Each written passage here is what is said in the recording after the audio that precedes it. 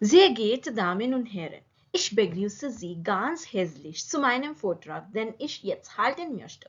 Das Thema meines Vortrags lautet soziale Netzwerke wie Facebook, Instagram, Twitter, WhatsApp und so weiter.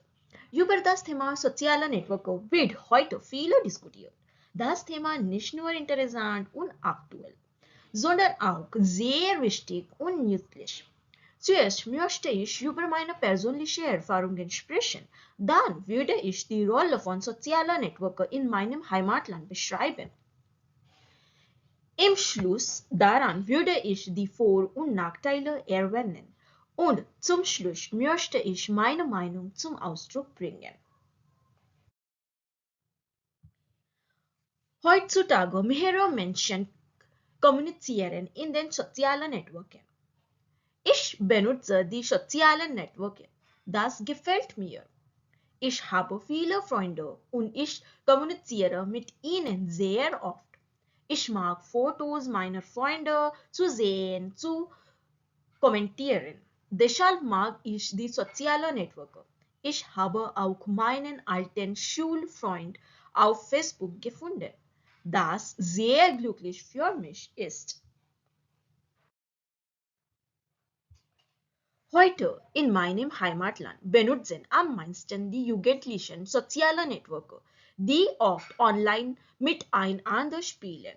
Aber es gibt ein Problem, dass die Menschen sehr oft die sozialen Netzwerke benutzen, fast ganzen Tag, und leider haben sie keine Zeit in der Realität mit den Freunden zu treffen. Die meisten Leute machen die Rollen und Geschichten zum Hochladen.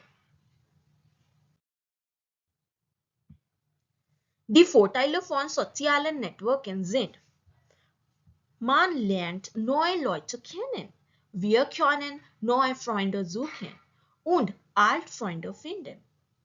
Soziale Netzwerke sind am meisten kostenlos. Kommunikation auf der ganzen Welt ist einfacher und schneller. Man kann auch von sozialen Netzwerken Geld verdienen.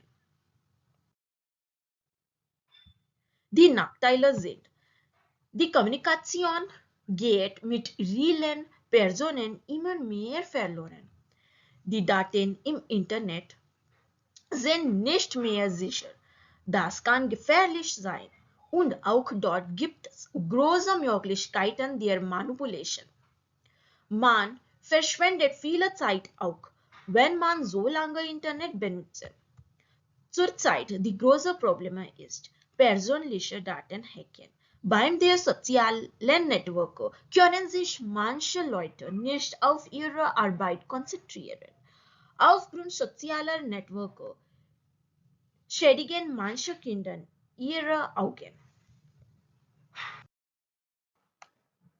Zum Schluss möchte ich sagen, dass die sozialen Networks nützlich sein können, aber wir müssen sie richtig benutzen. Herzlichen Dank für Ihre Aufmerksamkeit.